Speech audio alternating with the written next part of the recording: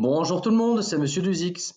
Donc dans cette vidéo, nous allons introduire la notion de suite numérique. Sujet hyper important et vraiment super intéressant en mathématiques. Dans cette vidéo, nous allons travailler sur une activité.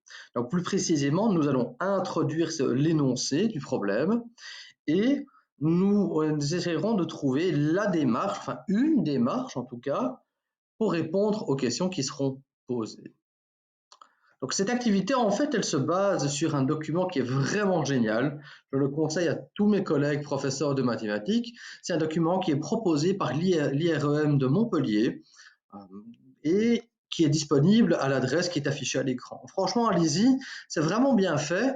Alors les élèves, si vous êtes curieux, vous pouvez aller voir aussi. C'est vraiment top. En tout cas, je remercie beaucoup à tous les chercheurs et à toutes ces personnes qui nous aident à trouver des activités, à créer des activités et qui nous aident à introduire toutes ces notions aux élèves. En tout cas, un grand merci, surtout à l'heure actuelle, dans la situation actuelle, ce n'est pas forcément simple de travailler ensemble. Alors, allons-y pour l'énoncé. Qu'est-ce que raconte cet énoncé? Donc, on vous dit, ben voilà, on parle de deux personnes. Alors, je vais aller mettre la petite caméra ici, comme ça on voit bien l'énoncé. On parle de deux personnes. Donc, on dit Nathalie et Lucie ont décidé de prendre une bonne résolution et elles veulent arrêter de fumer. Alors, Nathalie et Lucie sont des personnes fictives, je précise. Alors, comment vont-elles s'y prendre? Alors, Nathalie, elle fume en moyenne 20 cigarettes par jour. Et elle se dit, bah, écoute, moi, je vais décider de fumer 10% de cigarettes en moins chaque semaine. Donc, chaque semaine, il y aura 10% de cigarettes en moins. Lucie, elle, qu'est-ce qu'elle affirme? Ben, c'est qu'elle affirme qu'elle fume 140 cigarettes par semaine. Et alors, elle va réduire le nombre de cigarettes de 4 cigarettes par semaine. Alors, qu'est-ce que Lucie affirme? Donc, Lucie affirme qu'elle arrêtera de fumer avant son amie. Nathalie, qu'est-ce qu'elle affirme? Elle affirme que bien qu'elle fume, elle va peut-être arrêter avant elle, eh bien Nathalie fumera beaucoup moins de cigarettes qu'elle.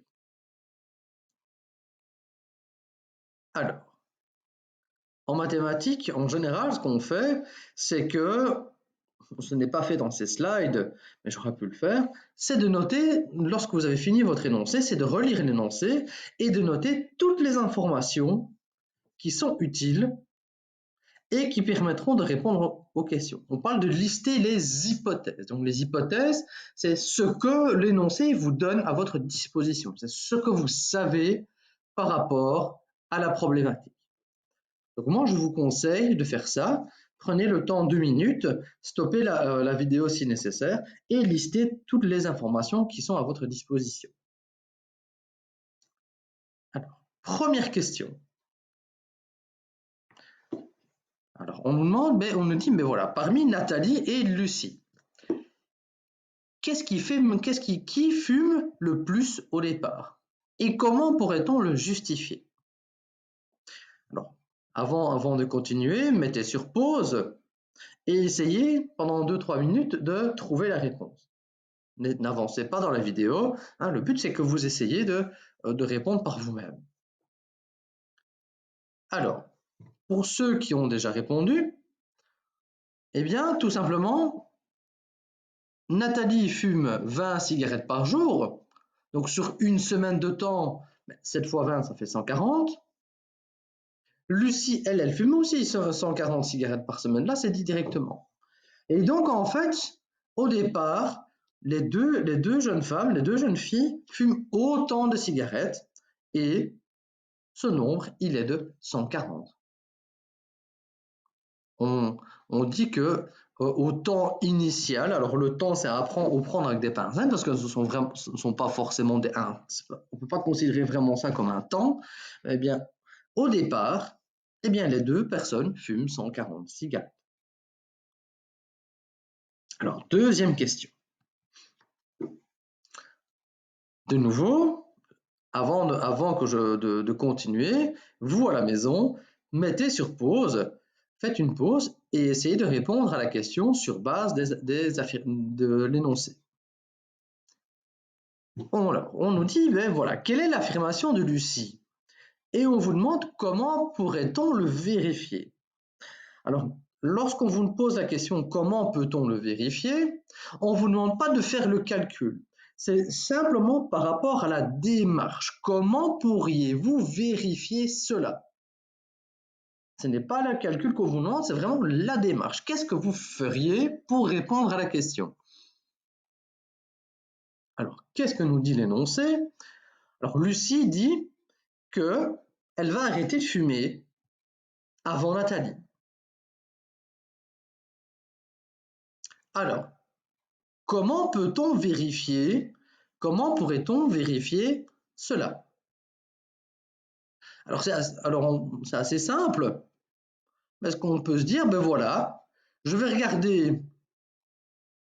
vais chercher la semaine où Lucie ne fume plus du tout de cigarettes,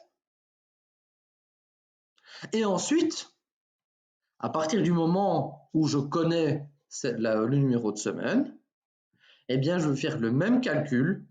Je vais faire le calcul pour Nathalie et je vais essayer de faire le calcul pour cette semaine-là. Alors, troisième question.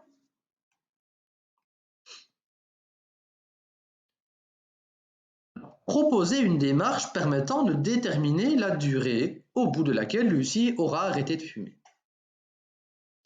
Alors là, c'est aussi une démarche, mais là, on rentre vraiment dans la démarche de calcul.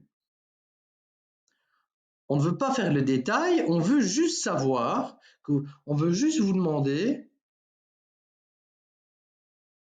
comment vous feriez pour calculer, arriver au calcul. Quelle serait la démarche de calcul?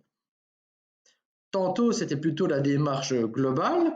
Ici, c'est la démarche vraiment du calcul. Comment vous allez faire vos calculs pour répondre à la question?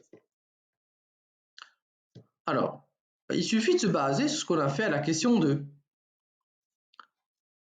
Il faut tout d'abord savoir quand est-ce que Lucie arrête de fumer.